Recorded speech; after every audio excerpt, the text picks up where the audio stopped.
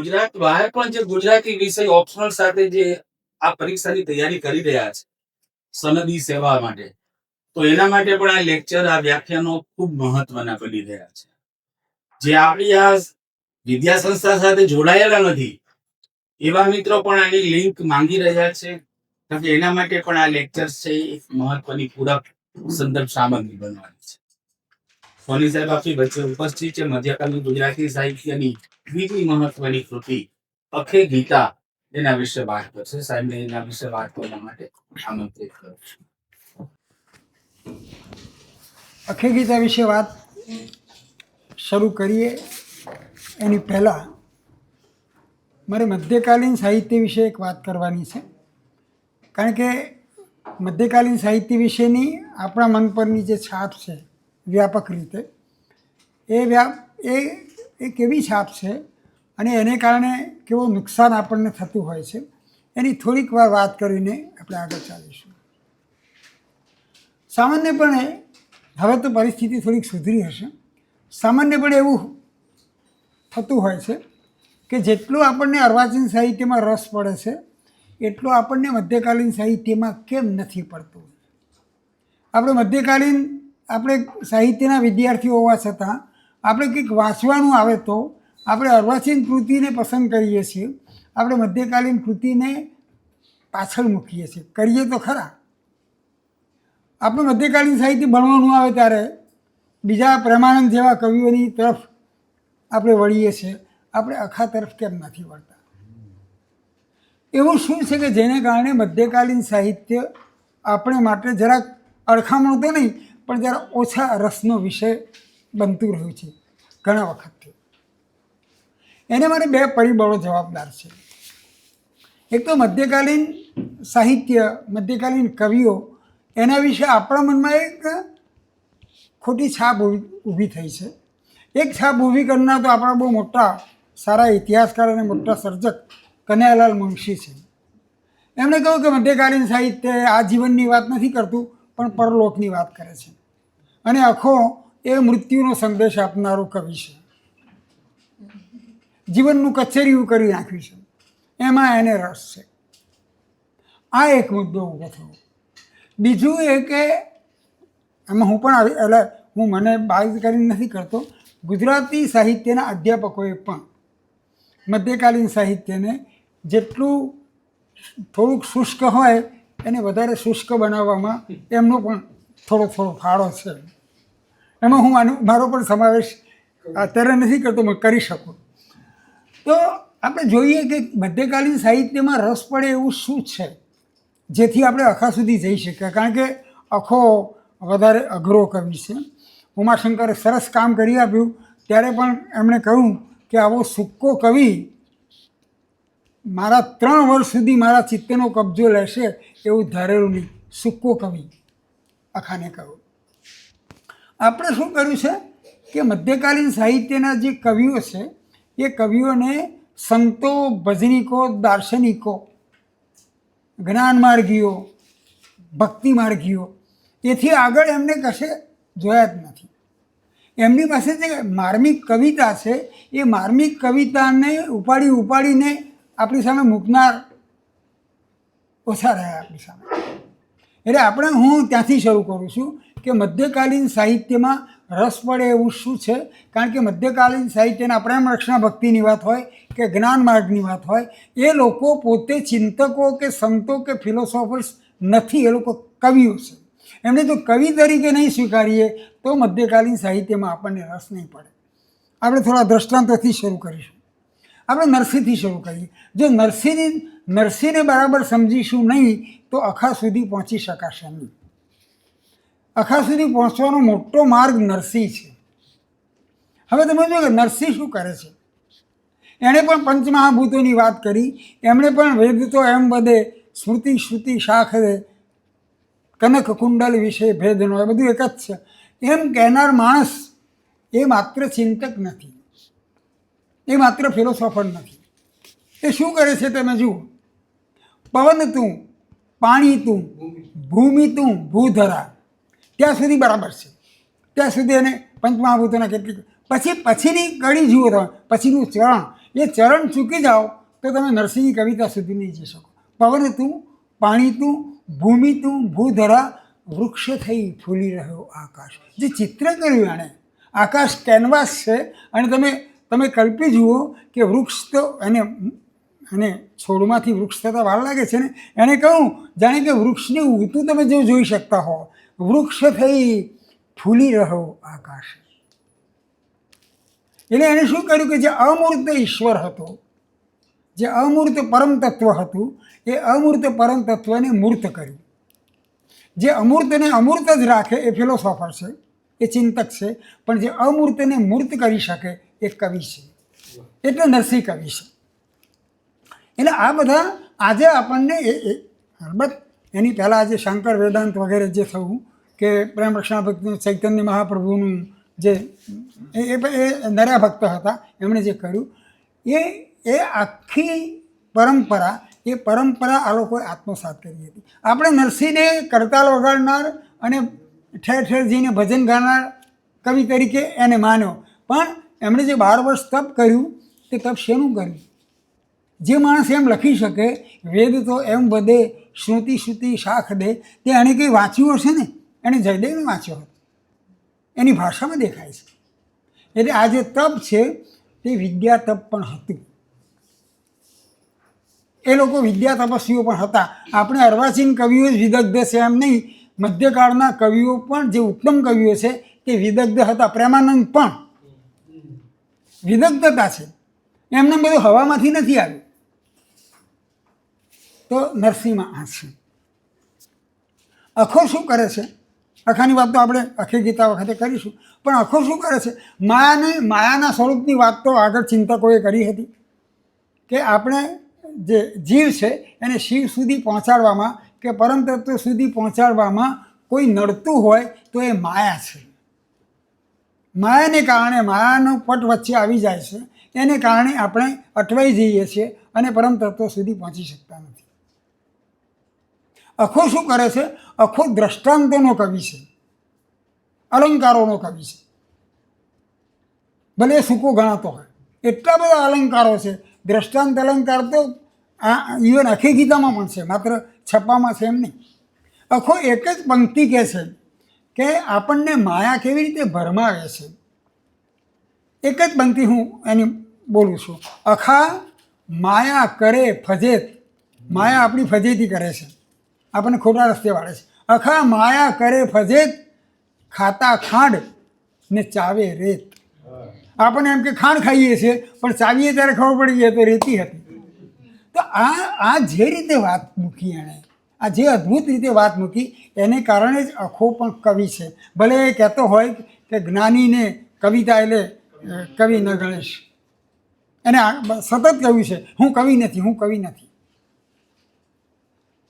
નરસિંહમાં પણ. અને બીજું કે આ જે કવિઓ છે, નરસિંહ પણ, નરસિંહ વિશે વાત કરવા બેસું તો અખો રહી જશે પાછો, કારણ કે મારો સૌથી વધારે પ્રિય કવિ છે. નરસિંહે પણ શું કર્યું છે કે એણે પણ એની કવિતામાં આ અમૂર્તથી મૂર્ત અને મૂર્તથી પાછા અમૂર્ત સુધી, જે અખો પણ કહે છે કે પહેલાં અરૂપનું રૂપ કર્યું ને પછી રૂપનું અરૂપ કર્યું. જ્યાં સુધી જે પેલા નિર્ગુણ ધારા અને સગુણ ધારાઓ હતી ને, એટલે આટલો મોટો કવિ અખો નિર્ગુણોપાસનાનો. અને પછી એ કહે છે કે બરાબર છે, નિર્ગુણનું બહુ જ મોટું મહત્ત્વ છે, પણ નિર્ગુણ થઈ સગુણમાં ભળે તો આખા દૂધમાં સાકર ભળે. દૂધ ભલે મીઠું હોય, પણ જરા સાકર હોય તો, ખાંડ હોય નાખી હોય તો જરા વધારે મીઠું લાગે. એટલે સગુણ ભક્તિ છે. અને એણે તો પ્રેમ રક્ષણા ભક્તિની પણ વાત કરી છે, જે અખા પાસેથી અપેક્ષા ન રખાય. એને પ્રેમ રક્ષણા ભક્તિની પણ ભક્તિની વાત કરી. એટલા માટે પ્રેમ નરસિંહ તો નરો પ્રેમનો કવિ છે. પ્રેમ રસ પાને તું મોરના પીછેદર. આ તત્વનું આપણે કરી રહ્યા છીએ, તત્વનું દુંપણું તુચ્છ લાગે. અને બીજું કે જુઓ નરસિંહ શું કરે છે તે, પછી આપણે તરત અખામાં જઈએ. એણે જે બ્રહ્મ લટકા કરે, બ્રહ્મ પાસે કર્યું ને, એની પહેલાં એણે શું કર્યું છે એ તમે જુઓ. બહુ અદ્ભુત રીતે કર્યું છે. જળહળ જ્યોત ખદ્યો તો રવિકોટમાં. સૂર્ય જળહળા તેજ એ ઈશ્વરનું તેજ છે. પણ એના કિરણે એક આનંદનો મૂર્ત રૂપ છે. સચ્ચિદાનંદ આનંદ ક્રીડા કરે, સોનાના પારણા માહે. આ સોનાનું પારણું એટલે સવારનું એક કિરણ. આટલા બધા સચ્ચિદાનંદ, આ સચ્ચિદાનંદની આટલી બધી આનંદ કિરા. હા, એણે જ કહ્યું ને પેલું કે એ જીવ થકી શિવ થયો, વિવિધ રચના કરી અનેક રસ લેવાની. શિવને પણ નરસિંહ એમ કહે છે કે શિવને પણ અનેક રચનાઓ, વૈવિધ્ય ઊભું કરવા માટે જીવ વિવિધ રચના કરી અનેક રસ લેવાને શિવ થકી જીવ થયો, એ જ આ છે. એને જીવ થવું પડ્યું છે. એટલે જે શિવનું જ મહત્વ હતું તે નહીં. અને નરસિંહ તો બહુ, નરસિંહ જેટલો વિદ્રોહી કવિ કોઈ નથી. એણે તો ઈશ્વરને કહ્યું, હું વિના તું નહીં, તું વિના તું તેને કોણ કહેશે? હું જઈશ ને પછી તું પણ ગયો, હું ગયો એટલે તું પણ ગયો. એટલે શિવનું વર્ચસ્વ માત્ર નહીં, જીવનું પણ ખરું. અને એની એક કવિતામાં તો એમ કહે છે કે ને જીવ શિવમાં ભળી જાય છે, એમ નહીં, જીવ અને શિવ બંને અવસ્તુ થઈ જાય છે અને એકમાં નિગ્રહણ થાય છે. બંનેનું નિગ્રહણ થાય છે, જીવનું જ નિગ્રહણ થાય છે. એવું આથી મોટી કવિતા કઈ હોઈ શકે? જોઈ છે આવી આપણે અર્વાચીન કવિતામાં પણ આ પ્રકારનું ડેપ્થ. હજુ તો નરસિંહની ઘણી વાત કરી શકે, પણ હવે આપણે જતા રહીએ અખાતર. પણ આ જે બેઝ છે, એ બેઝ આપણે માટે અગત્યનો છે. અખો આપણને સૌથી વધારે જાણીતો છે છપ્પાથી, કારણ કે હસાવે છે. એટલે હસતો કવિ એવું કહ્યું ઉમાશંકરે કે હસે છે, એ પોતે હસે છે, બીજા ઉપર હસે છે. હસાવતો કવિ નથી કહ્યું, કારણ કે તો કટાક્ષ કરે છે. જેના પર કર્યું હોય ને એ તો નરસિંહે પણ, હવે મારા પાછું નરસિંહમાં નથી જવું પાછા, નરસિંહે પણ અખાએ કહ્યું છે, એવું જ કહ્યું છે, આ તો પરપંચ સૌ પેટ ભરવાતા. એને બધાને કહ્યું, અધ્યાપકોને, એ વખતના જે શીખવનારા હતા તે, ચિંતકોને, સંતોને, બધાને, કે આ બધા શું કરે છે? આ તો પરપંચ સૌ પેટ ભરવાતા. આજે પણ સાચું પડે છે ને. તો એ કહેનાર નરસિંહ હતો. અને અખો, એ અખાનો તીખો પુરોગામી છે, એવું મેં એક જગ્યાએ લખ્યું છે. એનામાં તીખાશ હતી. તો આ તીખાશ છે ચિંતકમાં ના હોય, આ તીખાશ છે તે કવિમાં હોય. એ કવિ તરીકે કર્યું છે. છપ્પામાં એ છવાઈ ગયા. અને ઉમાશંકરની વાત બહુ સાચી છે કે છપ્પા એને આખા જીવનમાં ક્રમે લખ્યા હશે. એ કોઈ એક જ સમયનું, કારણ કે કેટલું આપણા 746 છપ્પા. એણે એ આખો અનુસર્યો છે આ કેવલાદ્વૈતને, કેવલ અદ્વૈત જ. પછી એનું ખંડન કર્યું દયારામે શુદ્ધાદ્વૈતમાં, પણ એમાં આપણે જતા નથી, કારણ કે આખા મધ્યકાળની વાત આપણે કરવી નથી. એટલે એણે પહેલાં તો 2 સંવાદ કાવ્યો લખ્યા, પછી 2 ગીતાઓ લખી, એક અખે ગીતા અને એક કૈવલ્ય ગીતા. અખે ગીતા એ એના પાછલા સમયનું સર્જન છે. અને ઉમાશંકર કહે છે ખરું કે જે તત્વ વિચાર, એનું શિખર, એના પર અખાએ પરાઠી વાળી છે. જો આપણ અમૃતનું મૂર્તમાં રૂપાંતર ઉમાશંકરે કર્યું. એટલે એ કહે છે અખે ગીતાને માટે કે ગુજરાતી તત્વજ્ઞાન કવિતાનું એ ઉચ્ચ શૃંગ છે.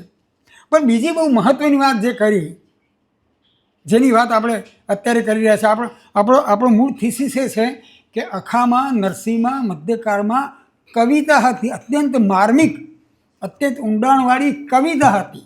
ઊંડાણવાળું જ્ઞાન હતું એવું નહીં, કવિતા હતી. એ લોકો જ્ઞાનને નહીં પણ અનુભવને આગળ કરે છે. અખો તો કહે છે ને જ્ઞાન નહીં પણ અનુભવ, જ્ઞાન નહીં પણ અનુભવ.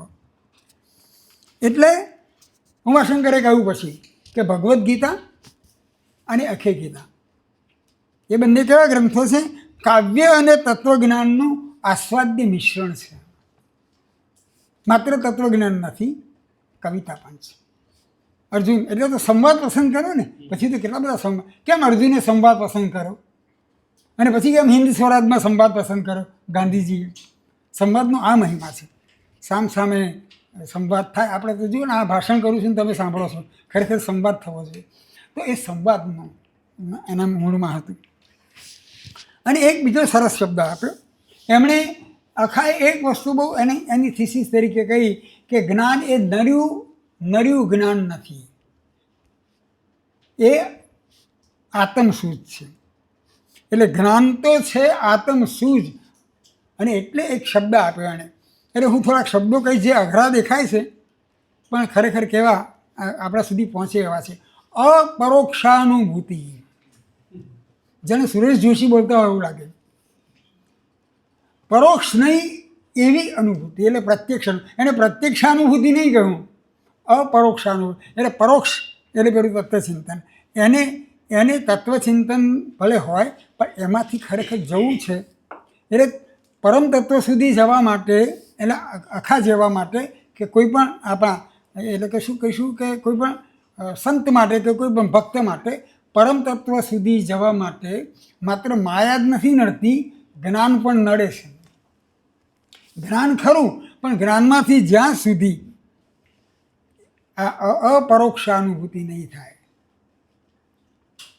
મારે અખી ગીતાની વાત કરવી હોય તો મને લાગે 7-8 કલાક જોઈએ. એકવાર કરે પણ આપણે અત્યારે આપણી પાસે 7-8 કલાક છે નહીં, પણ આપણે થોડીક ચિનગારી ચોંપીએ પછી તો તમે જાતે બધું કરી શકશો. તમે જાતે કરી એણે એ જ કહ્યું. એણે જે ગુરુની વાત કરી ને, સેવો હરિગુરુ સંતને, અને એની આગળના દરેકે પરંપરાનો લાભ લીધો છે અને પરંપરાની વાત પણ કરી છે. બધાએ પ્રેમાનંદે પણ કરી અને અખાએ પણ કરી ને નરસિંહે પણ કરી. પ્રેમાનંદે પણ કહ્યું કે પૂર્વે જે કવિજન વૈષ્ણવે, અરે કાલિદાસે પણ કહ્યું ને કે મારી આગળ આટલા મોટા કવિઓ થઈ ગયા. હું તો એક સામાન્ય છું. મણો વજ્ર સમુત્કીર્ણે સૂત્રસ્ય વાસ્તી મેં ગતિ. એમણે મણીમાં છિદ્ર પાડી આપ્યું છે, હું તો માત્ર દોરાની જેમ આમાં પરોવું છું. એવું કાલિદાસ. એટલે આ બધા પૂર્વ નરહરિની જે જ્ઞાન ગીતા છે એની ઘણી મોટી અસર છે. આપણા ઉમાશંકર તો એક એવા સંશોધક વિવેચક હતા જે થોડી માર્મિકતા પણ એ કહે. એટલે એમણે કહ્યું કે એમણે મળે છે પેલા બીજો પણ હતો એક જેમાંથી એણે કહ્યું કે એની પાસેથી અખાએ કાચો નહીં કેટલીક વાર તો પાકો માલ બની લીધો છે. તો આ જે શક્તિ છે. હવે બીજું આપણે એક બીજી વાત કરીએ જે તમને મધ્યકાળ શું છે તેનો ખ્યાલ આપશે. આપણે અત્યારે રચના કળાની વાત કરીએ છીએ. નવલકથાનું વસ્તુ સંકલના જ નહીં પણ રચના રીતિ. હવે તમે અખે ગીતાનું સ્થાપત્ય જુઓ. એ સ્થાપત્ય નરસિંહમાં પણ છે, પણ અત્યારે અમે પાછા મારે વારંવાર નરસિંહને ખસેડતા જવું પડશે. એ સ્થાપત્ય કેવું છે તે તમે જુઓ. અખે ગીતા એ 40 કડવા અને 10 પદોની કૃતિ છે. દર 4 કડવા પછી એક પદ, દર 4 કડવા પછી એક પદ. એટલું જ નહીં પણ દરેક કડવામાં, એક છેલ્લા કડવાને બાદ કરતાં દરેક કડવામાં 11 કડી અને પછી એક પદ. તો આ તમે આ જુઓ કે એનું સ્ટ્રક્ચરલ એનાલિસિસ પણ આપણે કરી શકીએ. એ કરવું જોઈએ. તમે જ્યારે લખો અખે ગીતા વિશે ત્યારે એના સ્ટ્રક્ચર વિશે ન લખો તો એ કેવો કવિ હતો એનો ખ્યાલ આવશે. એ સતત કહે છે કે હું નથી. એ એક બીજો શબ્દ વાપરે છે, હું એનું કવિતા વાંચીશું. આપણે થોડુંક વાંચવું તો પડશે ને, માત્ર ભાષણ કરવાથી નહીં ચાલે. તો એ એણે કર્યું. હવે અને છેલ્લે આ બધું આટલી બધી તાત્વિક વાત કર્યા પછી, પરમપદની કેવી રીતે પ્રાપ્તિ થાય એ બધી વાત કર્યા પછી છેલ્લા પદમાં, એટલે કે આખે ગીતા પૂરી થાય એ પછીના 10મા પદમાં, એટલે એના છેલ્લામાં એણે કહ્યું અભિનવો આનંદ. આજે એક નવો જ આનંદ થાય છે મને. એક વિશિષ્ટ આનંદ થાય છે, એક અભિનવ આનંદ થાય છે. ગોચર હોવું. જે માણસ અગોચરની વાત કરે છે એ છેવટે તો ગોચર થયું એનો આનંદ એ અનુભવે છે. એટલે તમે જુઓ કે આ કવિ છે માટે આ કહી શકો.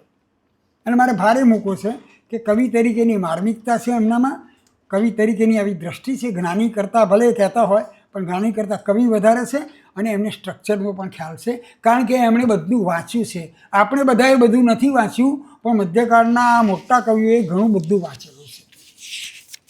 સજ્જતા ન હોય તો કવિ ન થવાય, વિવેચક તો થવાય જ નહીં. સજ્જતા વગર કવિ પણ ન થવાય. એ તો મમ્મટે પણ કહ્યું છે ને, સજ્જતા. તો આ સજ્જતા આ લોકોમાં પણ હતી, માત્ર કરતાલ નહોતા વગાડતા એ લોકો. આપણે માત્ર એમને એ રીતે લીધેલા છે. પ્રેમાનંદ માત્ર પેલા પર કથા જ કહેતો એની બધું વાંચ્યું એના કેટલા બધા સંદર્ભો મળે છે કે એને શું શું વાંચ્યું છે. સીધું વાંચ્યું હોય કે કોઈની પાસેથી કેટલુંક તો સીધું વાંચ્યા હોવાનો પણ મને વહેમ છે. એવા દ્રષ્ટાંતો પણ હું આપી શકું પ્રેમાનંદમાંથી પણ. તો આ છે. તો આપણે મધ્યકાળના સર્જકોને પહેલું આગળ ચાલીએ પહેલાં મધ્યકાળના સર્જકોને માત્ર સંતો અને ભક્તો અને કરતાલ વગાડનારાઓ અને પેલા સ્વર્ગ આ જે જીવન છે એનાથી પરલોકની વાત કરનારા જ નથી. પરલોકની વાત કર્યા પછી પણ પાછા અહીંયા આવે છે કે શિવને પણ સૌંદર્ય માટે, વિવિધતા માટે, રસ લેવા માટે જીવ થવો પડે છે. એટલે જીવનનો મહિમા સ્વીકારો. એટલે મુનશી પર ચોકડી મારવી પડે આપણે. મુનશીએ કશું જાણ્યા કર્યા વગર લખ્યું નથી, પણ એમને જરા અકળામણ થઈ અને પછી બધાએ કહ્યું કે થોડું આવું વાંચો. મુનશીને ઘણા સલાહ આપે તમે આ બધું વાંચો. પછી એમને પ્રેમાનંદ વિશે સરસ વાત મુનશીએ પણ કરી હતી. હવે આપણે એનું બીજું સ્ટ્રક્ચર જોઈએ, વિષય નિરૂપણનું સ્ટ્રક્ચર જોઈએ. હું માત્ર અત્યારે ઇંગિતો જ આપી રહ્યો છું, કારણ કે કલાકમાં એથી વધારે કશું નહીં થઈ શકે. એનું જે વિષય નિરૂપણ છે એ વિષય નિરૂપણ જુઓ.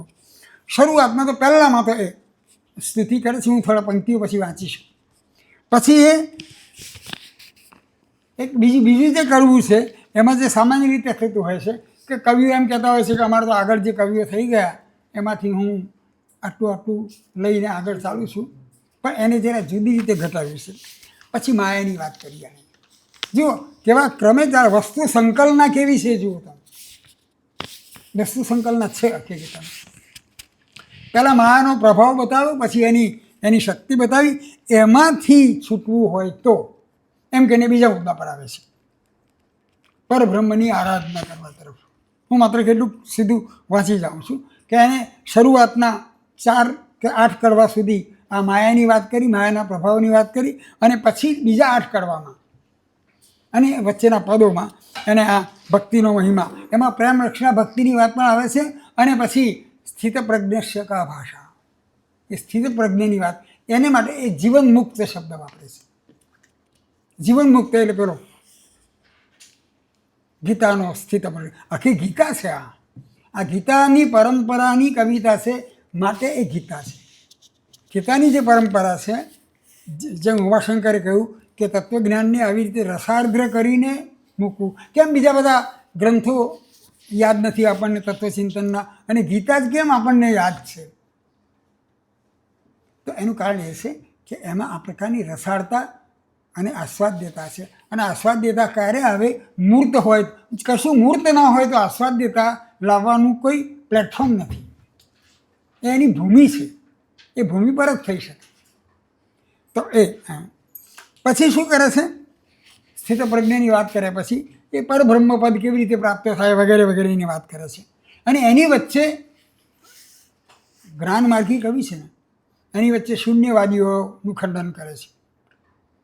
અખાએ તો શૂન્યવાદીઓનું ખંડન કર્યું. પછી દયારામે તો વળી બહુ મોટી, દયારામ તો આપણે પેલા ગરબા કવિ તરીકે જ ઓળખીએ છીએ, એટલે એણે જે તાત્વિક કવિતા લખી છે, એમ જે ખંડન કર્યું છે આ બધાનું, કેવલાદ્વૈતનું. એ તો શુદ્ધાદ્વૈતનો માણસ હોય એમ જ હોય ને.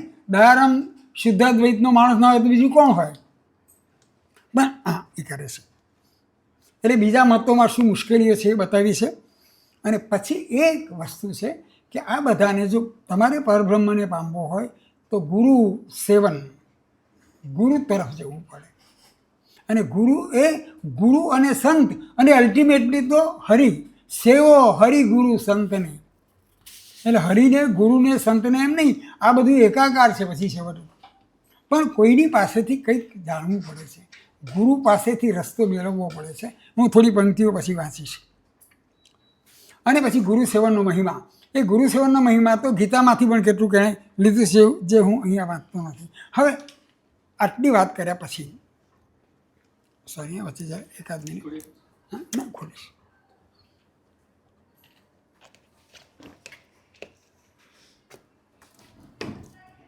સમજાય છે ને? ઉપર થઈને નથી જતું. શુદ્ધાદ્વૈત ને કેવલાદ્વૈતમાં કદાચ જતું હોય. ના એટલે શુદ્ધ અદ્વૈત અને પેલો કેવળ અદ્વૈત કે અદ્વૈત છે પણ શુદ્ધ અને શુદ્ધાદ્વૈતની વાત કેટલીક તો નરસિંહે પણ જરા જુદી રીતે કરી છે પણ એ નહીં.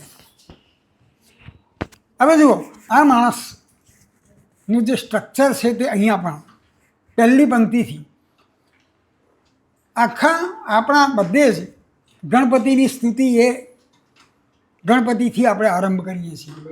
હા, ઓમ નમો ત્રિગુણપતિ રાયજી. ત્રિગુણપતિ એટલે આમાં ગણપતિ શબ્દ અવાજ સંભળાય છે પણ પેલા 3 ગુણો સત્વ રજસ એના એટલે વાત કરે છે પરબ્રહ્મની. પણ અહીંયા ગણપતિ એ એનો સાઉન્ડ એ એને સમજીને કરેલું છે કે ગણપતિ પણ સંભળાય, માત્ર ત્રિગુણપતિ જ ના સંભળાય, ગણપતિ પણ સંભળાય એવી ગોઠવણ એને બહુ જ આ બધું બહુ આખો બહુ સભાન કવિ છે. બધું ગોઠવીને કેટલું કરવું છે હું બતાવીશ કે ક્યાં ગોઠવ્યું છે એણે, ક્યાં કરામતો કરી છે. આપણા બધા કવિઓ જ કરામતો કરે છે આજના, એવું નહીં, એમણે પણ કરેલી છે કરામત. એને પણ ડિવાઇસીસ કેટલી બધી ડિવાઇસ વાપરી છે. ચરણ ચિત્તવી સ્તુતિ કરું ચિદ શક્તિ બ્રહ્મનંદિની એટલે સરસ્વતી. તો એને આ બધાની જે વાત કરવી છે તે જે પરંપરામાં રહીને પરંપરાનો થી બહાર નીકળવું એ કવિ માત્રની એ તો આધુનિક કવિ અર્વાચીન આધુનિકતામાં પણ છે જ કે પરંપરાને તંતુ તોડ્યા વગર પરંપરામાંથી બહાર નીકળવું. પરંપરા કંઈ તોડી શકાતી ને પરંપરા વગર તમે પરંપરામાંથી બહાર નીકળી ન શકો. પરંપરા તો હોય જ છે અને આ તો બધા પરંપરાને સીધી સ્વીકારનાર સર્જકો હતા મધ્યકાળના. પછી એક શબ્દ વાપરે છે એ ખાસ અનેક વખતે વાપરે છે, અણછતો. અણછતો અખો અધ્યારોપ કરે. અણછતો એટલે છે જ નહીં, જેનું અસ્તિત્વ જ નથી. એટલે હું કવિ તો નથી જ પણ હું પોતે કંઈ નથી. હું તો માત્ર એને આગળ કહ્યું છું હું તો એક દારૂની પૂતળી છું, એટલે કે એક કાષ્ઠની પૂતળી છું એને એ નચાવે. એટલે પોતાને આ અણછતો શબ્દ નરસિંહે પણ ઘણી વાર વાપર્યો છે. તો અણછતો એટલે આ કે જેનું એવું કોઈ અસ્તિત્વ નથી જેથી હું આમ કરું છું. એટલે કર્તા ભાવ મધ્યકાળના કવિઓની આ એક ખાસિયત હતી જ, એ બ્રહ્માનંદમાં પણ જોવા મળે. કર્તા ભાવ એમણે કદી અનુભવ નથી. કર્તા ભાવ દાખલ થયો અર્વાચીન કાળથી. કર્તૃત્વ ભાવ એટલે જો કર્તૃત્વના કેટલા બધા પ્રશ્નો છે મધ્યકાળમાં. એનું કારણ કે કર્તા ભાવ કોઈ અનુભવ ને નીચે સહી આપણે તો કહીએ છીએ અજયસિંહ ચૌહાણ. મધ્યકાળમાં તો બીજા લોકો પણ અજયસિંહ ચૌહાણની સહી કરતા હતા, ભણે નર સહીઓ એમ. એટલે કર્તા ભાવ હતો નહીં, હતો તો વિલક્ષણ કે વિકૃત હતો. અને પછી એ કહે છે, હવે મારે જે ખાસ વાત કરવી છે તે એ કહે છે જેમ બધી ન જાણે નાદ સુખ. બેરો માણસ જે નાદનું સુખ જાણતો નથી, સ્વાદ નોહે રસના વિના. રસના એને જીવ, એના વગર સ્વાદ ન હોય. તેમ ગુરુ વિના હરિ નવ મળે, જેમ ભોગ ન પામે નિર્ધના. તો આ જેમ તેમ તમને આ જેમ તેમ એટલું બધું મળે છે કે મારું આ બીજી ત્રીજી વારનું વાંચન એમ કહે છે અખે ગીતાનું કે અખે ગીતાનું એ રીતે સ્ટ્રક્ચર જરા લૂઝ છે. એટલા બધા દ્રષ્ટાંતો એને આપવા છે કે જેને કારણે અમુક પ્રકારની જે કોમ્પેક્ટનેસ છે એ કોમ્પેક્ટનેસ એટલે જરા હું સાહસપૂર્વક કહું છું કે એ કોમ્પેક્ટ કર્યું હોત તો 40 કડવા ના થયા હોત અખે ગીતાના. એની એક દ્રષ્ટાંત આ કહેવા માટે હું આપું છું. હવે જો બીજા કડવામાં શું યુક્તિ કરી શકે, હું બધા કડવા તો વાંચી નહીં શકીશું અહીંયા, પણ થોડી વાત કરી શકું. કવિ જેને આગે ગ્રંથ બહુ કર્યા, અગાઉ ઘણા કવિજનોએ લખ્યું. વિધ કેરા જુગતે વિસ્તર્યા, ખટ દર્શનના મત બહુ ઉચ્ચર્યા, પૂર્વના જે કવિતા તે નવે બોળ્યા. પછી આ લોકો શું કરે છે, બોળા ધરો બહુ સ્તુતિ કરી એવી ગ્રંથકારની રીત. આ ગ્રંથકારની એક કહેવાની રીત છે કે કવિઓ સામાન્ય રીતે આવું શું કહેતા હોય, કહ્યું સૂર્ય આગળ ખદ્યો તો કશો. આ સૂર્ય આગળ નાનકડો ગ્રહ કે તારો એની શું વિસાત. એવી બોલ્યાની નીત છે, એવી બોલ્યાની એવી નીતિ છે. એવું બોલતા હોય છે કવિ. જે મેં આગળ દ્રષ્ટાંત કર્યું, કાલિદાસે પણ કહ્યું કે આગળના કવિઓએ જે કર્યું રઘુવંશનું વર્ણન, એમાં હું તો માત્ર દોરાની સૂત્ર છે વાસ્તવિક એક હતી. આવું પૂર્વે જે કવિજન વૈષ્ણવે એવું પ્રેમાનંદે પણ કહ્યું, એવું નરસિંહે પણ કહ્યું. હવે શું કરે છે કે હવે દ્રષ્ટાંત આપવા માંડે છે કે આ બધા કવિઓ શું કહે છે કે જેમ સૂર્ય આગળ તારો કે ગ્રહ એનું કોઈ મહત્ત્વ નથી, જેમ જાહ્નવી આગળ નદી, ગંગા નદી એની આગળ વેળો એનું કોઈ મહત્ત્વ નથી, એવું એણે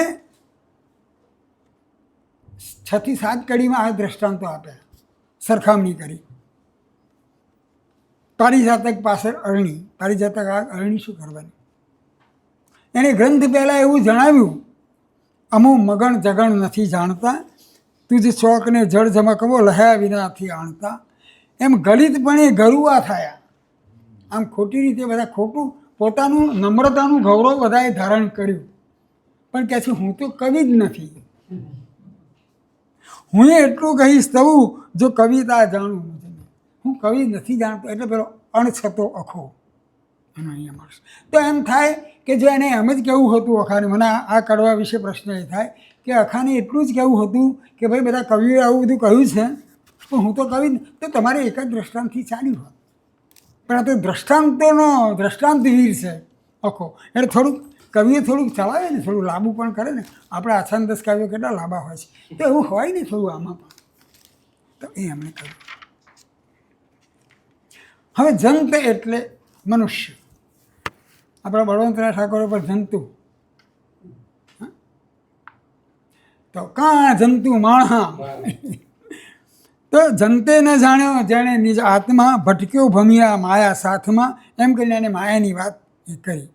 અને એ રીતે હવે આગળ જુઓ તમે, ભક્તિની વાત કરતી વખતે આ હું કેટલાક દ્રષ્ટાંત એટલા માટે લઉં છું કે એવી જગાઓ છે જે તમે એવી જગાઓને સ્પર્શો વાંચતા તો તમને કવિતાનો ભાઈ ભક્તિ જેવી પંખીણી જેને જ્ઞાન વૈરાગ્ય બે પાંખ છે.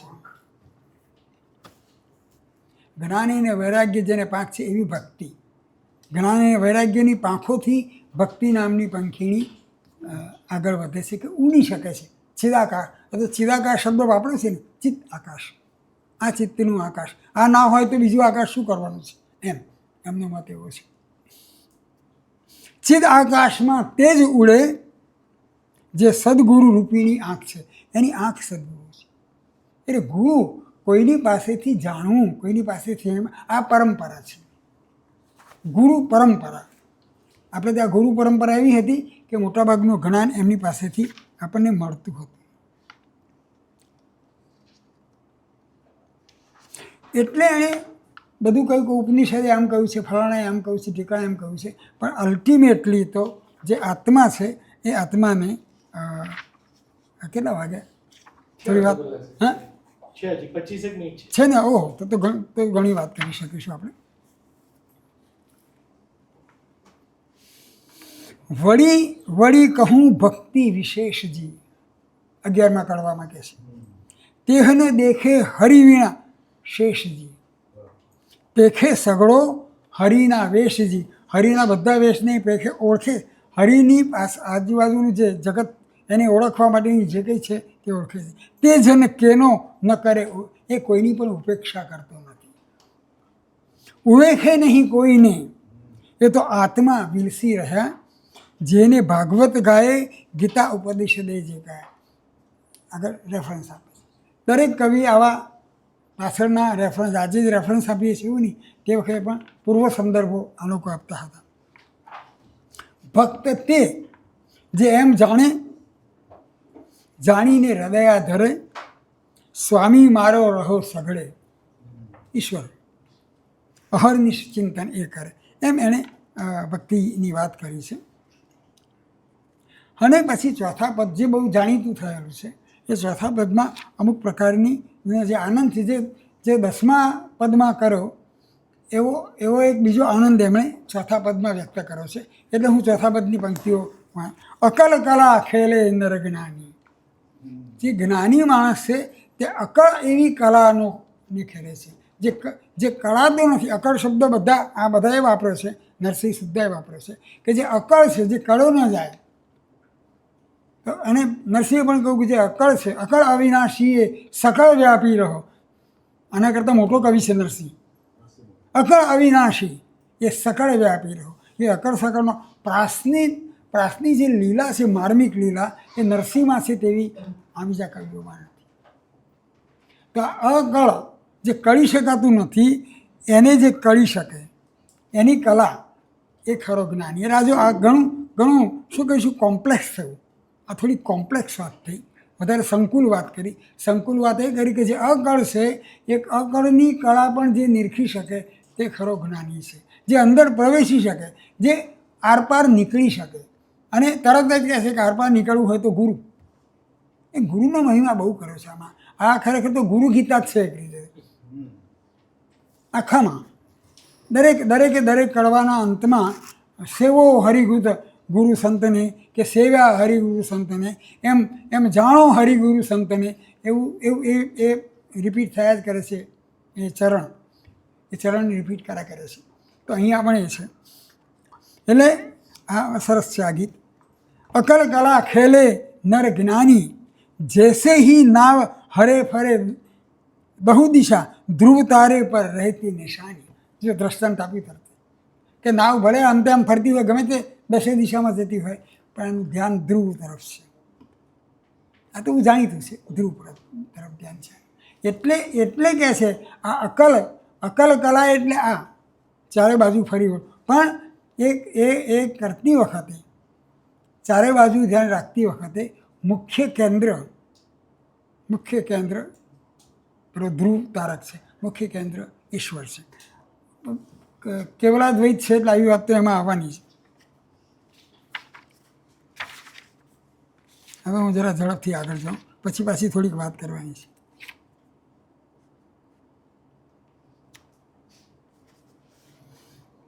આપણે સંત સેવે સુકૃત વાધે,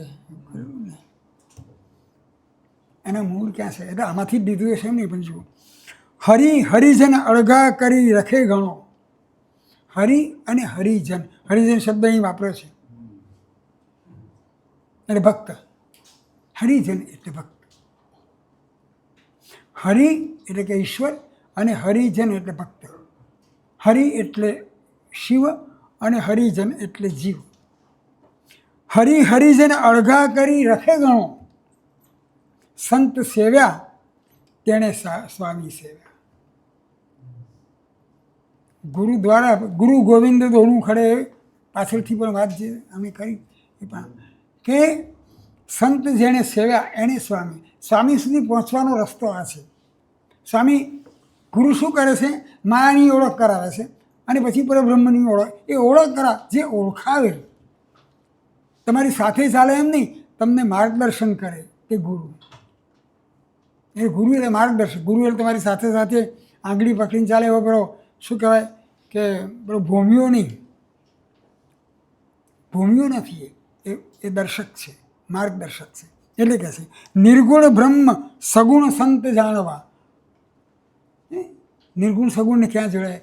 નિર્ગુણ બ્રહ્મ સગુણ સંત જાણવા, જેમાં વહનીથી તેજવંત થાય દીવા. અગ્નિ એનો તાપ છે, પણ એનાથી જે દીવો પ્રગટે છે એ પ્રકાશ છે, જે આપણને એનું દર્શન કરાવે છે. એ તો ધ્વનિકારે પણ એ જ કહ્યું છે ને. જ્યારે ધ્વનિની વાત કરી ત્યારે ધ્વનિકારે બહુ સરસ વાત કરેલી કે ધ્વનિ એ શું છે, કે આપણે જ્યારે કોઈ અંધારો ખંડ હોય, એ અંધારા ખંડમાં આપણે દીવો પ્રગટાવીએ છીએ, પછી આપણે દીવા સામે જોતા નથી. એનાથી જે દ્રષ્ટિગોચર થાય છે તે ઓરડાની વસ્તુઓ જોઈએ છે.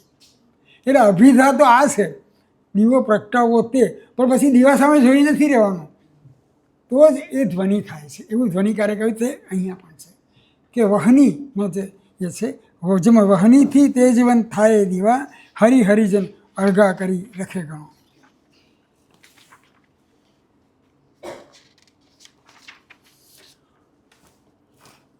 આપણે 40મું કડવું વાંચીએ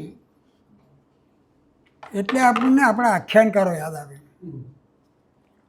આખ્યાનકારોનું આખી વાતને સમઅપ કરવાની એક પદ્ધતિ. એનું કારણ શું છે?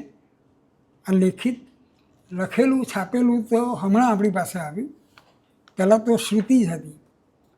એટલે આગળ આ જે 39 કડવા વાંચ્યા કે પ્રેમાનંદ વાંચ્યા કે બીજા કવિઓ વાંચ્યા, એ લોકો પછી શું કરે કે છેલ્લું જે કડવું હોય એ છેલ્લા કડવામાં આગળના બધા કડવાઓનો એક એક કડીમાં કે એક એક પંક્તિમાં એની વિગત, સાર નહીં પણ એનો નિર્દેશ એવું કરતા જાય. તો આ જે 40મું કડવું છે એનો આ રીતે શરૂ થાય છે. અખે ગીતા જે નર ગાયેજી, આવ્યો ને, અણ આયાસે નરહરી થાયેજી. અણ આયાસે સાંભળતામાં ગહેન પડાય છે. ગહેન ગહન વસ્તુ મળે એવો ગ્રંથનો છે મહિમાએજી. આ ગ્રંથ એટલા માટે કહે, એટલે આ ગ્રંથનું મહત્ત્વ છે એવું નહીં, એવું આ ગ્રંથને કરવાનું કારણ આ છે.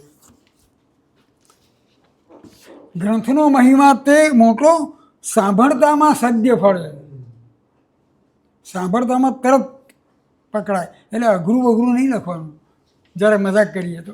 એટલે આ પ્રાસાદિકતા જે પહોંચવું સામે, એને ગુરુની વાત પણ એ કરી છે, તમને સોંસરા પહોંચાડી દે છે પરબ્રહ્મ તરફ, કોઈ કલા વગર. જો મનસા વાચા કર્મણા એ વગેરે વગેરે. અને પછી એને બધું પદ 10 ને 40 કડવા આ પ્રકારનું સમાપન કર્યું છે. કેટલી પંક્તિઓ છે, કેટલા ચરણ છે, કેટલા, એ બધું જે કરતા આવ્યા છે એણે કહ્યું. અને પછી જે કહ્યું, પછી જે 10મું પદ, જે કદાચ અખે ગીતાનું અને આપણા પદ સાહિત્યનું પણ એક બહુ જ મહત્ત્વનું પદ છે. અહીંના બધા પદો જે છે 10 પદો, એમાં છેલ્લું પદ એ ખરેખર પદની રીતે પણ અત્યંત મહત્ત્વનું પદું છે કે અભિનવો આનંદ આજ અગોચર ગોચર હવું એ જે પરપંચ પાર મહારાજ તે પૂર્ણ બ્રહ્મ હું સ્તવું. એની હું સ્તુતિ કરું છું. હરિહર અજ ભુવન, અજય એટલે જેનો જન્મ નથી, તે જેનો પ્રાદુર્ભાવ જ થયો છે તે, વગેરે વગેરે. અને પછી છેલ્લે કહે છે, કહે અખો આનંદ અનુભવીને લેવા તણો. જે અનુભવી છે એણે આ આનંદ, છેવટે આનંદ આગળ આવીને ઠરે છે. આખી આવી જ્ઞાન ચર્ચા પછી, પોતાને જ્ઞાની ગણાવ્યા પછી, પોતાને કવિ ન ગણાવ્યા પછી પણ આખો છેવટે તો આનંદ પર સ્થિર થાય છે, કારણ કે એ કાવ્ય રચના કરે છે. જવું છે કે એટલે છેલ્લી કડી આ છે, કહે અખો આનંદ અનુભવીને લહેવાતણો એ પૂર્ણ પરમાનંદ નિત્ય સરાહો અતિ ગણો એ. હવે મારે થોડીક જે સમાપનમાં થોડીક વાત કરવી છે, 5-10 મિનિટ.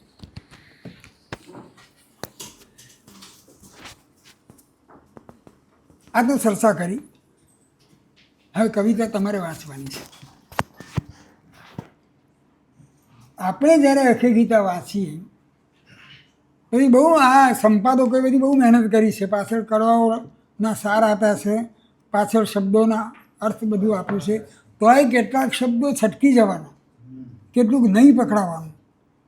પણ એક વસ્તુ જરા ધ્યાનમાં રાખજો, જે અખે ગીતા ભણતા હોય તે બધા મિત્રોને, કે કોઈ પણ કાવ્ય, ખાસ કરીને આ પ્રકારનું કાવ્ય, એ નિશ્ચેષપણે તો આપણા હાથમાં, આ પેલા હાથમાંના આમળા જેવું તો છે જ નહીં, બધું હસ્તામાં લખવત બનતું નથી. પણ જેટલું પકડાય એટલું બરાબર પકડાય, જેટલું સમજાય એટલું બરાબર સમજાય. આ વસ્તુ ખાસ ધ્યાન રાખજો કે બધું જ સમજાઈ જાય એવો કોઈ નિશ્ચેષનો ખ્યાલ રાખીને ચાલવાનું નથી. આમાં 2 શબ્દો એવા પણ હશે જેને માટે મારે પણ મથવું પડે, ભગીરથભાઈને પણ મથવું પડે, ને આ બધા મિત્રો છે એમને મથવું પડતું હોય છે. આમાં જે શબ્દાર્થો આપ્યા છે એમાં ન હોય એવા શબ્દો પણ આમાં તમને સામે આવીને મળશે.